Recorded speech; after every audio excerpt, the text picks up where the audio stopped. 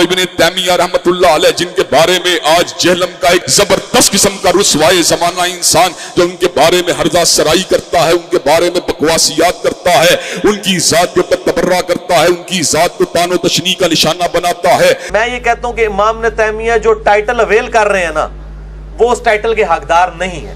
ان کے عقیدوں میں فساد موجود ہے، ان کی توحید کامل نہیں ہے، وہ عقیدوں میں کئی خرابیاں رکھتے ہیں، اس کے باوجود ان کو جو ٹائٹل دے رہے ہیں نا یہ لوگ، وہ غلط ہے۔ داعش جس فکر کے اوپر ہے نا، اور جو یہ معاملات لے کے چل رہی ہے، اور شیخ الاسلام ابن تیمیہ جو ان کے نزدیک شیخ الاسلام ہے، وہ ان کے فتاوی کوٹ کریں، بالکل کر رہے ہیں، وہ اسی قسم کے عقائد رکھتے ہیں۔ اس کے فتاوی ابن تیمیہ میں آپ کو 200 جگہ پہ یہ بات ملے گی کہ جو یہ نہ مانے اسے توبہ طلب کی جائے گی ورنہ گردن کاٹ دی جائے گی، جو یہ نہ مانے اسے توبہ طلب کی جائے گی ورنہ گردن کاٹ دی جائے گی۔ یہ گردن کاٹنے کا ٹرینڈ دینے والا ابن تیمیہ ہے۔ آج یہ ابن تیمیہ کا دفاع کر رہے ہیں۔ آپ کے بزرگ نہ صرف اللہ کے گستاخ تھے،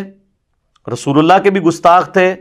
صحابہ کرام کے بھی گستاخ تھے، اور دین کی جڑیں انہوں نے اکھاڑی ہیں۔ اور اس بات کو بھول جاتا ہے کہ امت مسلمہ کے اوپر حضرت حافظ ابن تیمیہ کے تمام احسانات کو ایک طرف کر دیا جائے۔ حضرات گرامی قدر جو احسان ابن تیمیہ نے اپنے شاگردان رشید کی شکل میں کیا، جو احسان حافظ ذہبی کی شکل میں کیا، جو احسان حافظ ابن کثیر دمشقی کی شکل میں کیا، جو احسان حافظ ابن قیم رحمت اللہ علیہ کی شکل میں کیا، جو احسان فتاوی ابن تیمیہ کی شکل میں کیا، حضرات گرامی قدر ہم اس احسان کا بدلہ نہیں چکا سکتے حضرات گرامی قدر، لیکن بعض لوگ بددینت ہوتے ہیں، قدس باطن کا شکار ہوتے ہیں۔ ان کی نظروں کے اندر نہ علماء عصر حاضر کی عزت ہوتی ہے، نہ ائمہ دین کی عزت ہوتی ہے، ان کی نظروں کے اندر نہ صحابہ کرام کی عزت ہوتی ہے، ان کو نبوت کے منصب کا بھی صحیح معنوں میں پاس اور احساس نہیں ہوتا۔ حضرات گرامی قدر بات کو ٹوسٹ کرنا، بات کو توڑنا، بات کو مروڑنا، اور یہ بات سمجھنا کہ میں نے لوگوں کی آنکھوں میں دھول کو جھونک دیا، میں نے بہت بڑے کارنامے کو انجام دے دیا۔ اور مرزا علی الجہلمی کئی سوال ایسے ہیں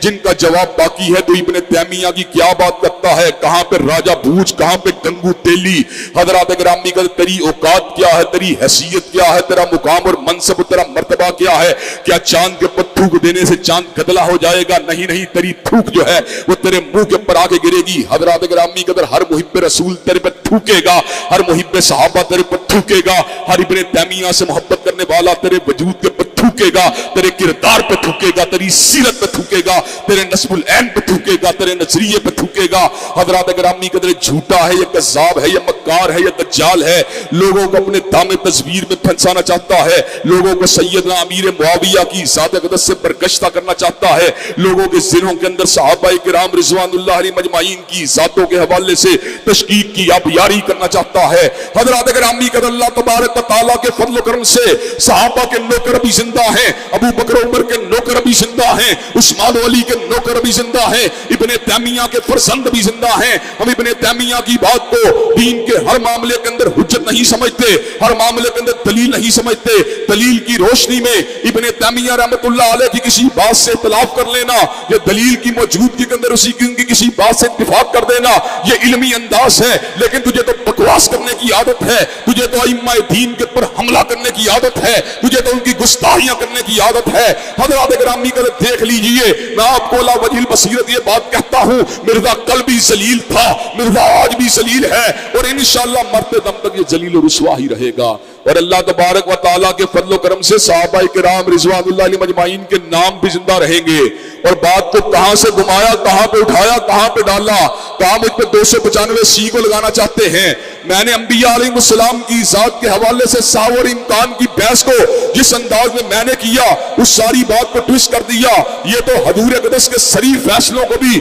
خطا اجتہادی کی آڑ کے اندر آپ کی ذات کے اوپر جو ہے وہ حملہ کرتا ہے، اور آپ کو معاذ اللہ ثم معاذ اللہ نقل کفر نباشت کے تحت اس نے حضرت اقدس حضرت رسول اللہ کو یہود و نصارہ کے علماء سے منسوب کر کے ایسی بات کہی جو کائنات میں کوئی بھی نہیں کہہ سکتا۔ ان کے بڑے بڑے جو پادری بیٹھے ہوئے تھے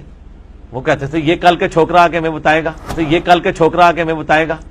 یعنی نبی علیہ السلام تو ان کے بچوں کے مانے دی تھے نا، عمر کے اعتبار سے دیکھا جائے۔ حضرات گرامی قدر زبان درازیاں دیکھیے، جس کی زبان سے نبوت کا منصب اور مقام بھی محفوظ نہیں، اس سے علماء عصر حاضر اگر آج محفوظ نہیں تو اس میں کون سے اچنبے کی بات ہے۔